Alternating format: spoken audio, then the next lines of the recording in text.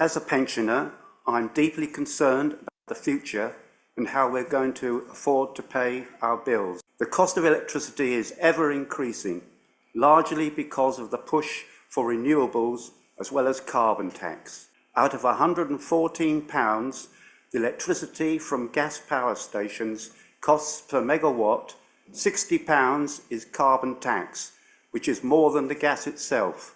As pointed out in the latest NESO report, there are no viable long-term storage for renewables, so gas power stations are essential as backup. We have to pay for these stations to run all the time, as well as the cost of renewable energy. We also have to pay for wind power, even when we're not able to use it or store it. And even then, the report says we're going to have the energy rationing and blackouts. It's impossible to ever reach net zero if we have to keep the gas on. And what real difference will it make anyway? Technically, we are still in an ice age. It's the coldest period for over 10,000 years. Warming is not unprecedented. Climate is always changing. I'm yet to be convinced this time it's down to us or that there is an emergency. It seems like a big money spinner and a crazy one at that. Canada, for example, exports coal to China, which they burn in their coal power stations to produce the massive amounts of electricity needed to make solar panels, which then get shipped back to Canada. How is this saving the planet? And what's going to happen to all these panels at the end of life? It costs more to recycle them than to make them. Who foots that bill? I've had a heart condition since I was a child. I was known as a blue baby. I've had multiple surgeries growing up, and I'm due for more soon to replace 3 valves. It's a struggle for me to stay warm at the best of times. Without the winter fuel allowance, it's even harder. How are we supposed to afford all this? I'd like to know how much more taxpayers' money this council intends to spend reaching its impossible net zero goals. And is it really going to make any difference to global temperatures? If you can't prove you're making a difference, then you need to stop wasting money.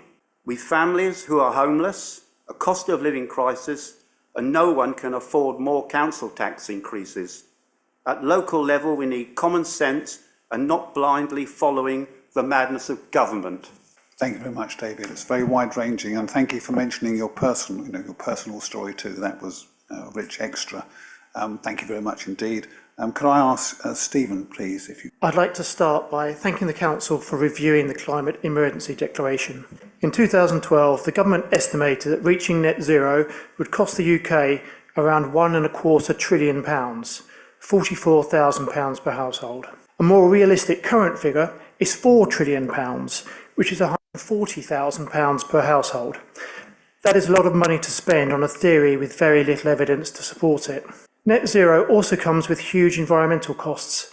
Rare earth mineral mining would have to increase by 2,000%, leading to irreparable damage to associated habitats and ecosystems, not to mention the estimated 200 million metric tonnes of hard-to-recycle toxic solar panels and turbine blade waste every 15 to 30 years. And what will net zero in the UK achieve? The IPCC's own figures state that the UK's net zero target will make a difference of less than 1/1000th of a degree centigrade to global temperatures. We can't measure that, so how will we know if £4 trillion has been well spent? Has a cost-benefit analysis been done on the Council's net zero initiatives? It is important to know how much it will cost Colchester residents to reach net zero. And will it definitely save the planet when countries like China will not interrupt their own economic growth by limiting CO2 emissions? And what are the risks to Colchester residents if global temperatures do rise by 1.5 degrees? The Holocene maximum was up to 7 degrees warmer than it is now, yet polar regions were fine. Where is the emergency? Climate is judged on a minimum of 30 years, though usually hundreds and thousands of years of weather patterns. We need to stop believing that every extreme weather event is proof of climate change. It isn't. Finally, I wish to correct something read out in the recent scrutiny panel meeting, that reducing every little bit of CO2 helps. It doesn't.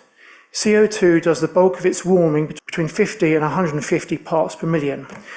We wouldn't want CO2 levels to be that low now, would we?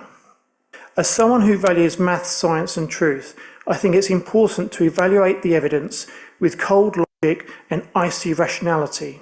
However well intended this council was in declaring a climate emergency, the race to net zero is going to bankrupt us all. And for what? Less than 1,000th of a degree is the best case scenario. If the council is convinced that climate change is an imminent threat, perhaps mitigation would be a more cost-effective response. The government may refuse to acknowledge the flaws of net zero, but we must take a sensible approach at a local level. We can't afford not to. I think there's some extremely large subjects you're addressing there that I'm not qualified to do and aren't within the remit of this council either.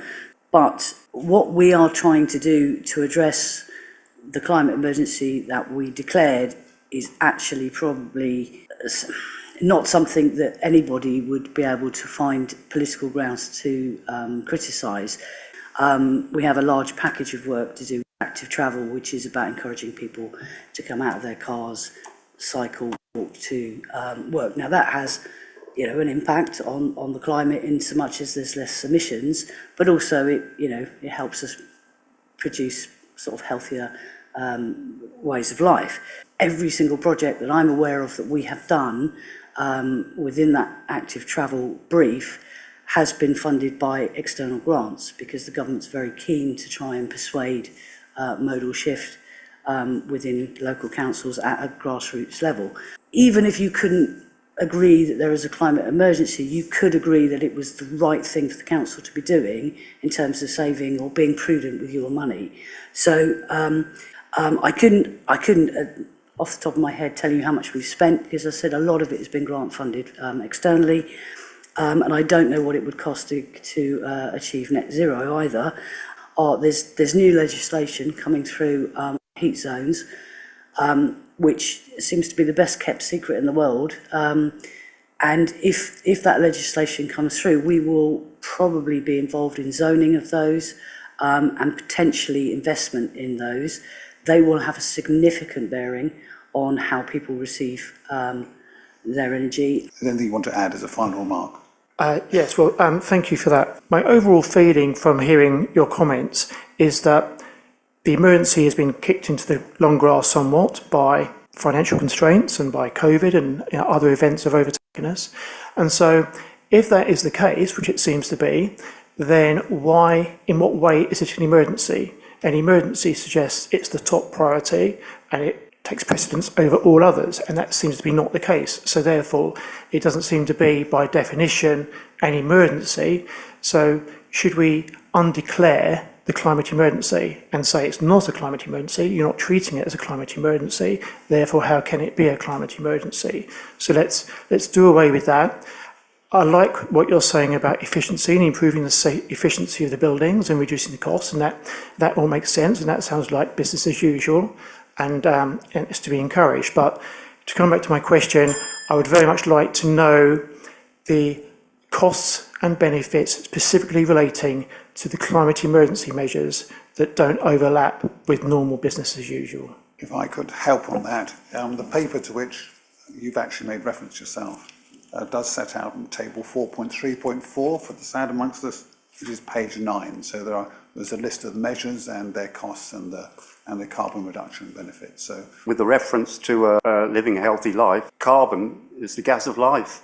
So I don't know why we want to get rid of it. thank you. Moderation in all things, I think, would be the shorthand answer. But come on up, Darius. I don't often come to Cabinet, but as Chairman of Scrutiny, who presided over that meeting, who devised a set of words on the hoof on that night, I thought I'd better come and give you some context to it. Scrutiny notes that the definition of the word emergency dictates that Council faces missing its own self-imposed objective unless significant capital budgets are identified to assist with carbon reduction schemes.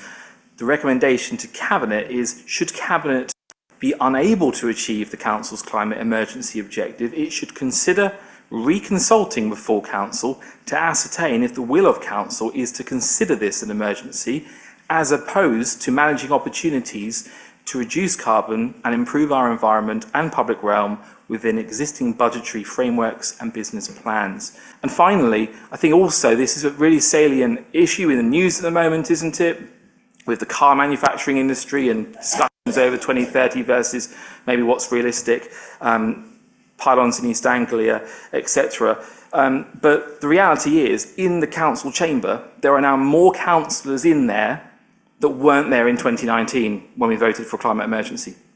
And so I think you do have perhaps a legitimacy concern, and you might wish to seek clarity on, is it the will of full council that they accept this as a climate emergency and you need to be moving at pace? Because I know for a fact that there are councillors in that room that would not vote for the motion that went forward in July 2019. So I'm trying to be helpful, and if there's any takeaway from this, I would say be cautious, be realistic, be focused, laser-like focused on what you can actually achieve in this room, and let's not get all Miliband about stuff, because we're seeing in the news this week how wildly unrealistic he is. Let's not emulate that, please. Thank you.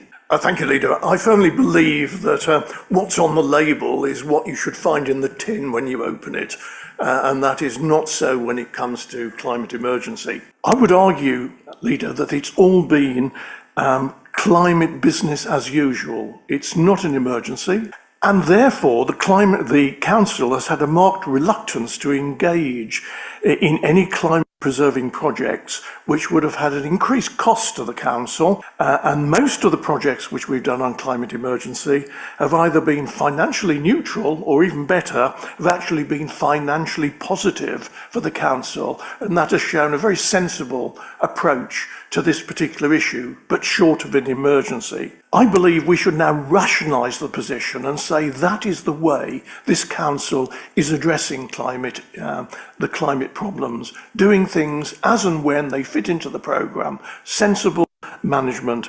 Well, we suggest that you should now go back to council and ask them whether they wish to continue supporting their decision of July 2019 that we have an emergency, or whether the matter is better done by the Cabinet identifying those opportunities when they arise, or when government pushes us along to do things, which would seem a far better thing than saying we have a climate emergency.